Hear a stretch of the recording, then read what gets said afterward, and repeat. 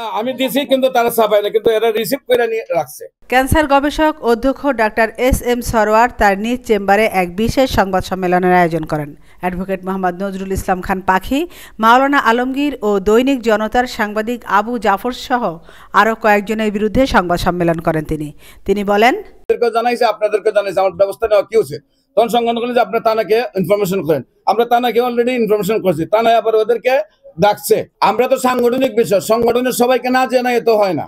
আপনি এককভাবে বলে দ্রুত 1 মিনিটের সিদ্ধান্ত নেওয়া যায়, কিন্তু যখন সাংগঠনিক একটা বিষয় আছে, সাংগঠনিক সিদ্ধান্ত, তখন সংগঠনের নেতা কর্মীদেরকে আবার ডাকতে হয়। দেখে তাদের সাথে পরামর্শ হলো যে আমরা এই মুহূর্তে কি পদক্ষেপ নিতে হবে। কারণ আমরা 2টা মিটিং করে সেরে পদক্ষেপ নিতে গেছে, আমাদের একটু লেট হয়ে গেছে। মাননীয় স্বরাষ্ট্র মন্ত্রী উপদেষ্টার কাছে দিয়েছি, মাননীয় তথ্য উপদেষ্টার কাছে দিয়েছি, মাননীয় আইন উপদেষ্টার কাছে দিয়েছি, মাননীয় পুলিশ পরিদর্শকের কাছে দিয়েছি,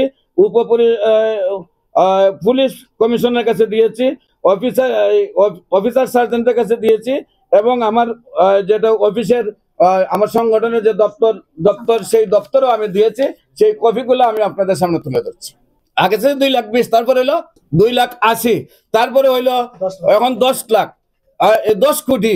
আমার সাথে আমার সহসভাপতি সংগঠনের আছেন।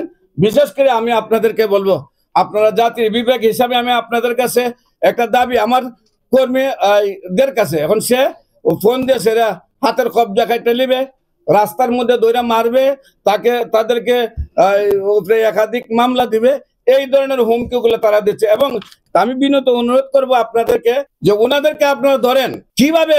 আমি সার্টিফিকেট বিহীন হিসাবে লেখলো তাদের কাছে কি ডকুমেন্ট আছে, আমিও আপনার সমস্ত কপিও আপনার থানায় দিয়েছি, আপনাদের কাছে সবকিছু আমি তুলে ধরছি।